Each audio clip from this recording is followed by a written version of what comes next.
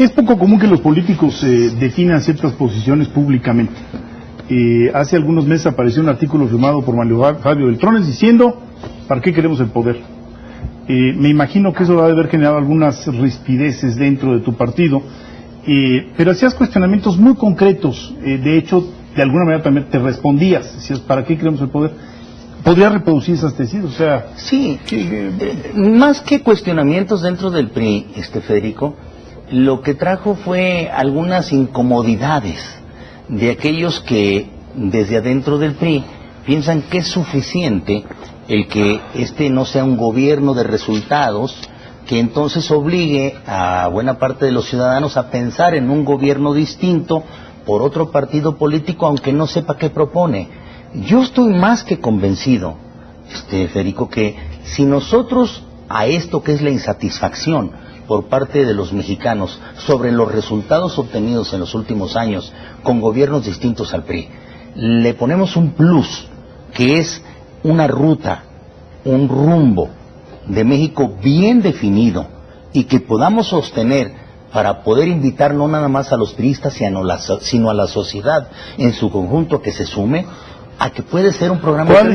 Aterricemos tema por tema. ¿Cuáles serían ese...? El primero es, lo que hoy tenemos como sistema político, como régimen político, ya no nos resuelve los problemas de los acuerdos, o sea, el problema al que nos ha llevado el desacuerdo entre los partidos políticos. Tenemos que generar un sistema que nos acerque a los acuerdos, que premie los acuerdos, no que los castigue. Yo, lamentablemente, dentro de mis propuestas adicionales de lo que pudieran ser las cartas ciudadanas, aquellas que promueven más poder para los ciudadanos que para los partidos políticos y los políticos, llevaba también lo que debe de ser gobiernos de coalición en el futuro, que nos obliguen a los partidos políticos a alcanzar ¿Cuáles son esas los mecanismos mayorías para alcanzar esas mayorías cuando no las hay? Imaginemos la actual distribución de poder. ¿Cuáles serían esas nuevas reglas que hubieran permitido esos acuerdos? Bueno, hay quienes proponen que estas mayorías se alcanzan a través de una segunda vuelta electoral, con la cual yo no coincido. Eso es sobre representar. Hay otras más que dicen que con una cláusula de gobernabilidad, con las cuales se puede alcanzar rápidamente. Y eso para ponerle nombre y apellido es lo que propondría el gobernador del Estado de México. No sé, y yo creo que es un gobierno de coalición el que nos obliga en su momento, puesto en la Constitución, que es obligatorio el que quien gane las elecciones busque ese apoyo en el Congreso que le permita gobernar a futuro.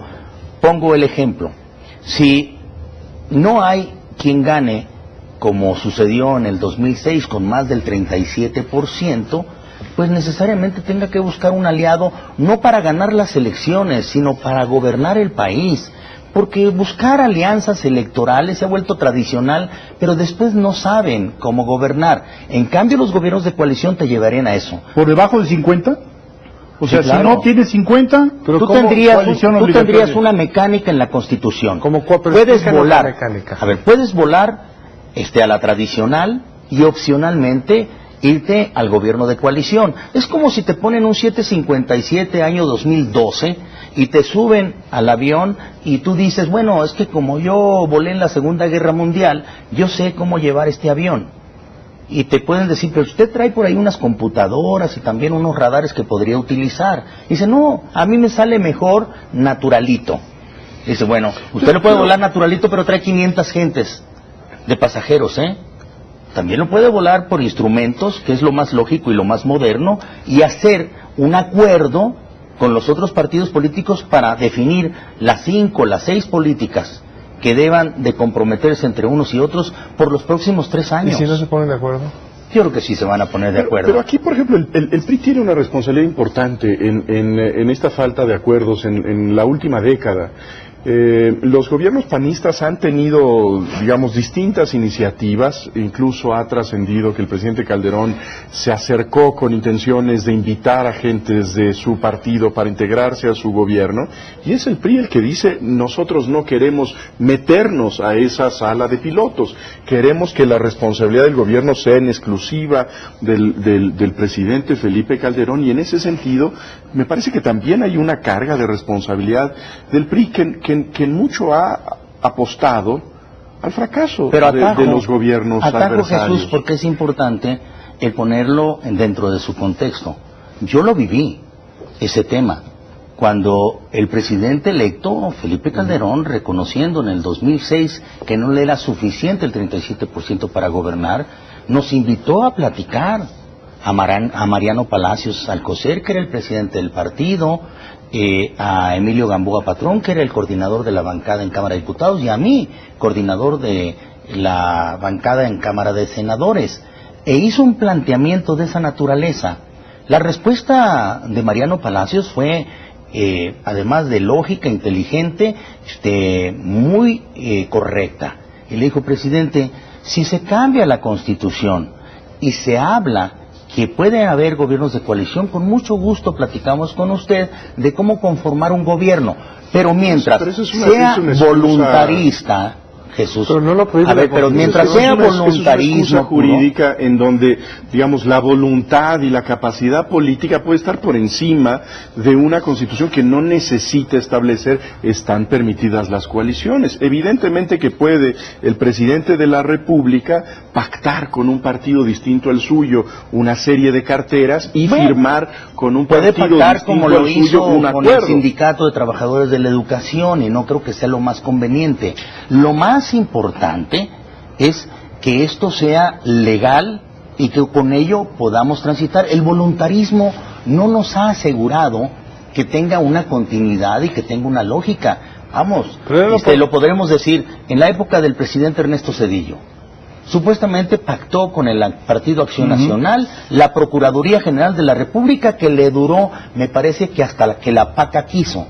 Yo creo que fue un mal experimento un experimento realmente fallido. Pero lo puedes poner y el que se quema con leche, hasta el coco que le sopla. En este caso, ¿por qué no vamos a normalizar una posibilidad de gobiernos de coalición puestos en la Constitución? Traemos una cultura de muchos años que nos hace desconfiar del voluntarismo.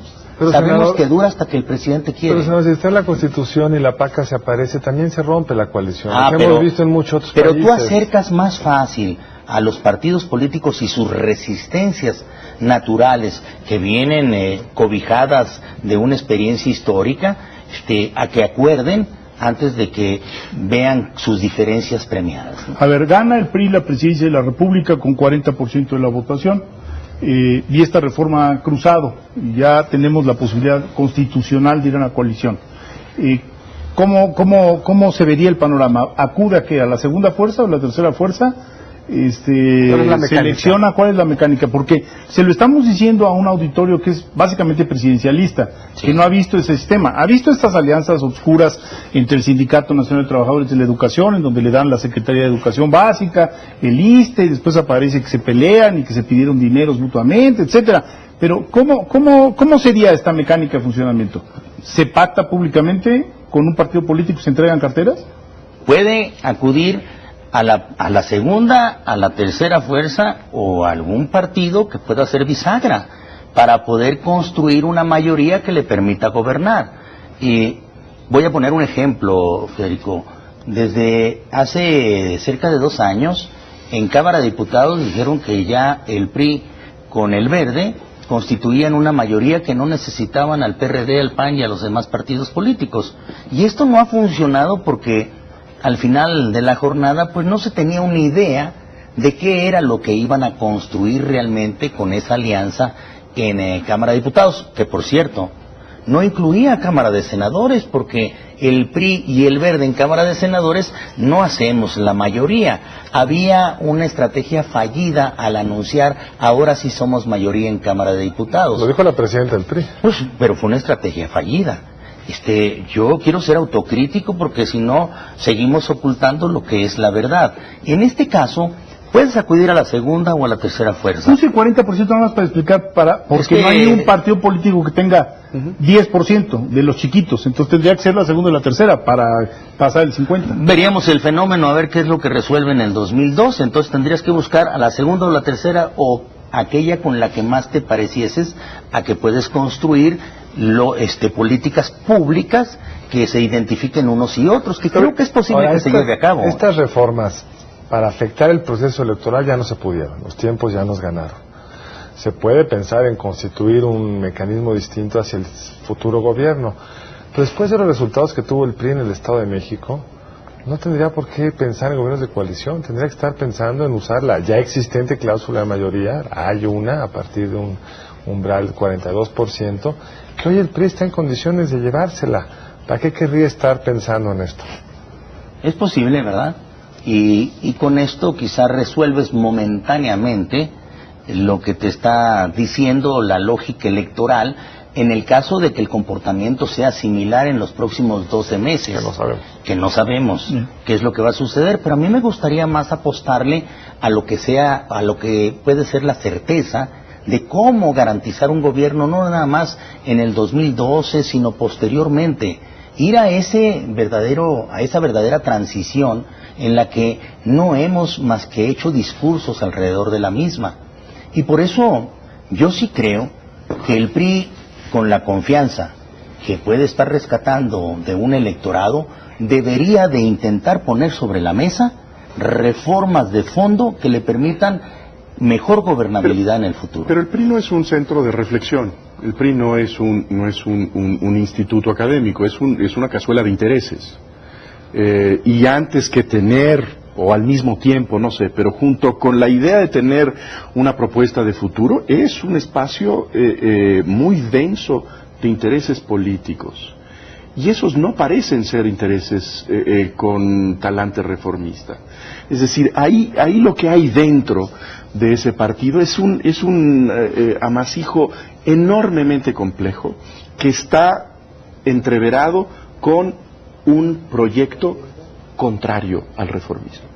En ese sentido parece muy poco persuasivo que el PRI pueda plantearse como un partido que mira hacia el futuro con la idea de reformas, cuando lo que tiene adentro pues es una de las confederaciones de vetos políticos más poderosos del país. Pero no te quedes detenido en el PRI.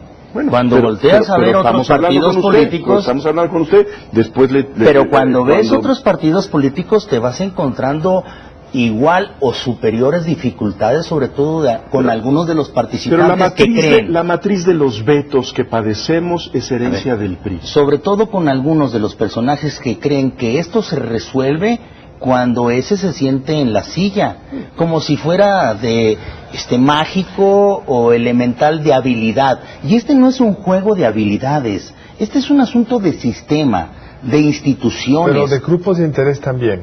Y esos grupos de interés están fundamentalmente representados en el PRI.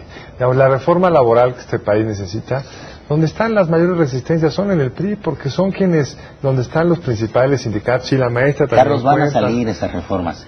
Como también yo voy a empujar, y muchos priistas están empujando, las reformas a los órganos reguladores, que por cierto parece que son pocas, pero no. Darle independencia a los órganos reguladores te hace en tres de los elementos más importantes para el crecimiento económico posible que podamos verdaderamente superar esta mediocridad en el crecimiento económico. El tema de la competencia económica puesta en un órgano independiente del Estado mexicano y no del gobierno en turno. El tema de las telecomunicaciones puestas en un órgano independiente y no un órgano simulador de la regulación, y el tema de la energía.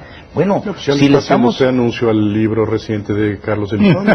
Es que él desde hace tiempo viene empujando esas reformas, y creo que en algún momento llegamos a discutirlas e incluso a disentir al respecto, pero posteriormente a construir en el acercamiento de las ideas la necesidad de esos órganos reguladores. Regresemos al tema del PRI. ¿Qué es el PRI? Porque yo creo que podemos tener una idea, digamos, con todo lo simplificada que pueda ser, de qué es el PAN, y podemos saber cuál es la posición del PAN en materias tan elementales, pero tan clarificadoras de la ideología como el aborto. Y sabemos lo que en general los perredistas piensan de ese asunto.